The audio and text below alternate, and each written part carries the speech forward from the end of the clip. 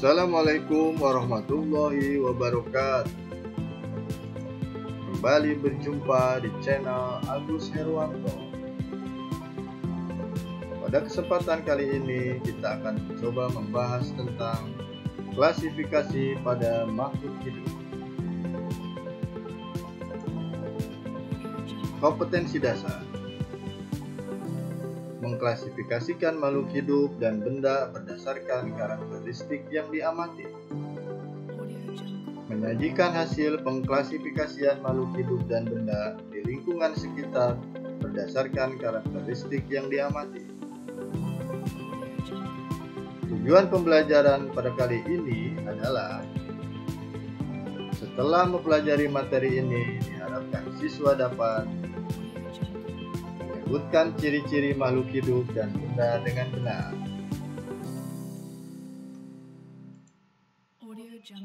Mendeskripsikan pentingnya pengelompokan makhluk hidup dengan benar. Mengklasifikasikan makhluk hidup berdasarkan persamaan dan perbedaan yang dimiliki dengan benar. Menjelaskan ciri-ciri makhluk hidup pada sistem kingdom dengan benar. Dan memberi contoh makhluk hidup pada masing-masing kingdom dengan benar. Untuk dapat membedakan antara makhluk hidup dengan benda, marilah kita pelajari ciri-ciri makhluk hidup berikut ini. Ciri yang pertama adalah makhluk hidup dapat bergerak.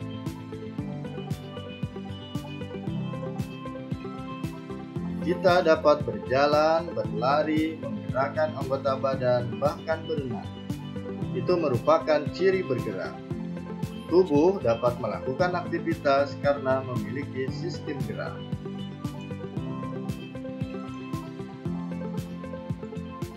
Ciri yang kedua adalah makhluk hidup peka terhadap rangsangan.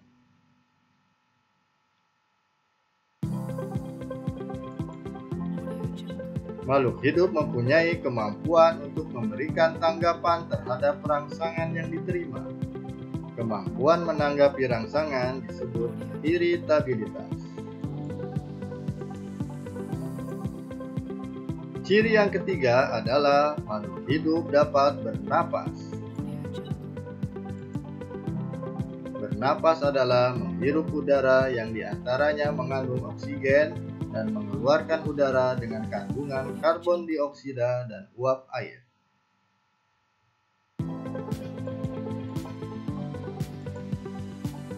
Ciri yang keempat adalah makhluk hidup dapat beradaptasi. Apa itu beradaptasi? Beradaptasi adalah kemampuan makhluk hidup untuk menyesuaikan diri dengan lingkungannya.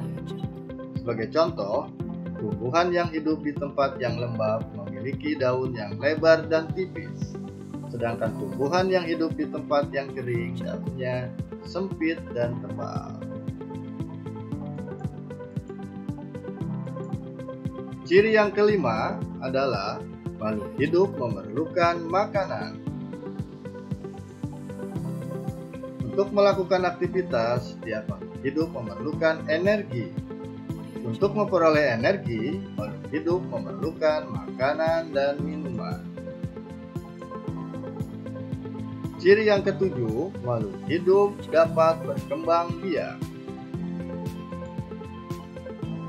Berkembang biak atau reproduksi adalah kemampuan makhluk hidup untuk memperoleh keturunan. Tujuan berkembang biak adalah untuk melestarikan keturunan agar tidak punah. Dan ciri yang kedelapan atau yang terakhir adalah makhluk hidup tumbuh dan berkembang. Makhluk hidup akan mengalami tumbuh dan berkembang. Terlihat dari tinggi dan berat badan sekarang tidak sama dengan waktu terdahulu. Tidak hanya pada manusia, tetapi hewan dan tumbuhan. Setelah kita mempelajari ciri-ciri makhluk hidup, sekarang apakah kita sudah bisa membedakan antara makhluk hidup dengan benda mati?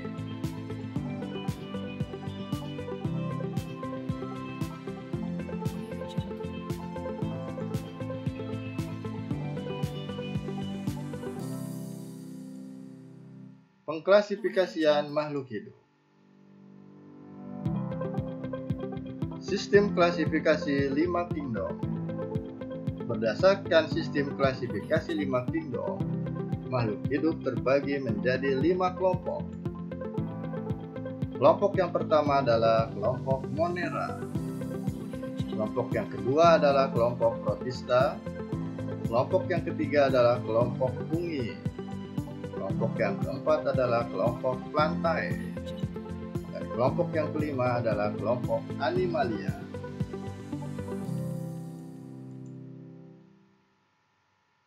Kelompok yang pertama dari klasifikasi 5 kingdom adalah kelompok Monera. Kelompok Monera terbagi menjadi 2. Yang pertama adalah bakteri.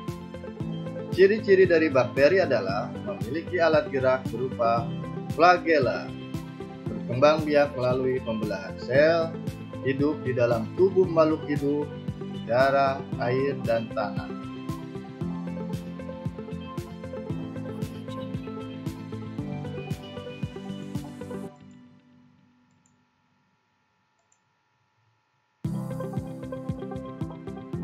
Kelompok kedua dari kelompok Monera adalah Cyanobacteria.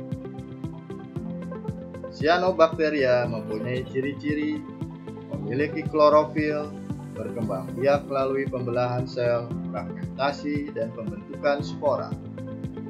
Biasa hidup di laut, kolam, selokan, bahkan di sumber air panas.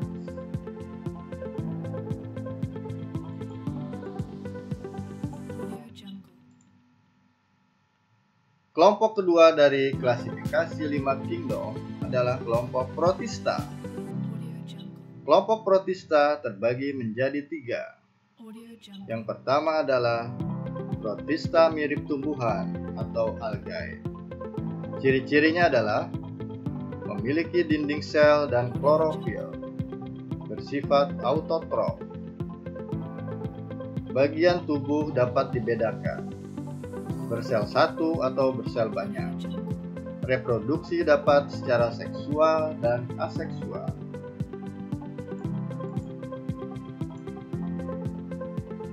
Kelompok Protista yang kedua adalah Protista mirip hewan atau protozoa. Ciri-cirinya adalah memiliki alat gerak sehingga mampu bergerak. Alat gerak protozoa berupa pseudopodia, silia, dan flagella. Biasa hidup di air tawar, tanah, dan parasit.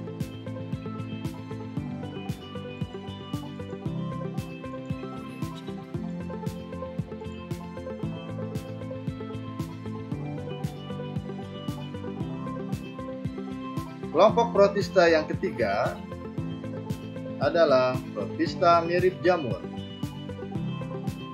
Ciri-cirinya adalah tubuh tersusun atas hifa, tidak dapat melakukan fotosintesis, beberapa anggotanya memiliki fase vegetatif maupun bergerak, seperti amuba, dan bereproduksi dengan menghasilkan spora.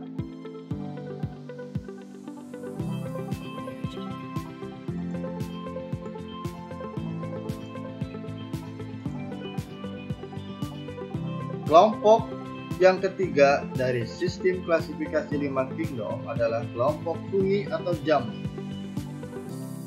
Kelompok fungi atau jamur terbagi menjadi 4. Yang pertama adalah Zygomycotina. Ciri-cirinya adalah mempunyai rizoid untuk melekat pada substrat, menghasilkan zygospora. Contohnya adalah Rhizopus stolonifer. Kelompok fungi yang kedua yaitu Ascomycotina. Ciri-cirinya adalah mempunyai hifa bersekat dan berinti banyak. Struktur tubuhnya ada yang uniseluler dan multiseluler, menghasilkan ascospora. Contohnya adalah Neurospora crassa. Kelompok fungi yang ketiga adalah Basidiomycotina. Struktur tubuhnya berbentuk multiseluler dan bersifat makroskopis, dapat membentuk tubuh buah, bereproduksi secara aseksual dan seksual. Contohnya adalah Wolfariala wolfaceae. Dan yang keempat adalah Deuteromycotina. Ciri-cirinya adalah hifa bersekat dan dinding selnya terbuat dari zat kitin. Hidup sebagai saprofit dan parasit. Reproduksi seksualnya belum diketahui. Contohnya adalah Trichophyton.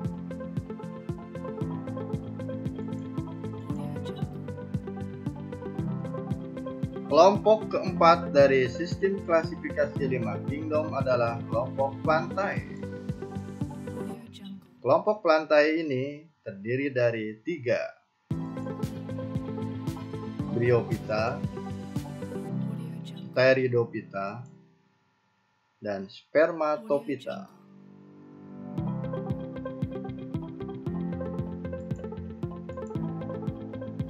Bryophyta atau tumbuhan lumut.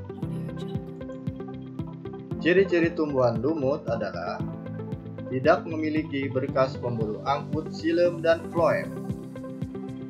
Tidak memiliki akar, batang, dan daun yang sesungguhnya. Hidup di tempat-tempat yang lembab, berkembang biak secara vegetatif menggunakan spora. Daur hidupnya mengalami pergiliran keturunan antara fase generatif dan fase vegetatif. Pteridophyta atau tumbuhan paku. Ciri-ciri dari tumbuhan paku adalah memiliki berkas pembuluh angkut, xilem, dan floem. Memiliki akar, batang, dan daun sejati. Habitat menempel pada pohon dan ada yang hidup di tanah. Berkembang biak secara vegetatif menggunakan spora. Daur hidupnya mengalami pergiliran keturunan antara fase generatif dan fase vegetatif. Spermatophyta atau tumbuhan berbiji. Spermatophyta terbagi menjadi 2, yaitu Angiospermae dan Gymnospermae. Angiospermae terbagi lagi menjadi 2, yaitu monokotil dan dikotil. Kelompok yang kelima dari sistem klasifikasi 5 kingdom adalah kelompok Animalia. Kelompok Animalia terbagi menjadi 2, yaitu Invertebrata dan Vertebrata. Invertebrata adalah makhluk hidup yang tidak memiliki tulang belakang, sedangkan vertebrata adalah makhluk hidup yang memiliki tulang belakang. Invertebrata terdiri dari 8: Porifera, Coelenterata, Platyhelminthes, Nemathelminthes, Annelida, Mollusca, Echinodermata, dan Arthropoda. Sedangkan vertebrata terbagi menjadi 5: Fishes, amfibi, reptilia, apes, dan mamalia. Demikian pembahasan kita tentang klasifikasi pada makhluk hidup. Apabila bermanfaat, silakan like and subscribe. Wassalamualaikum warahmatullahi wabarakatuh.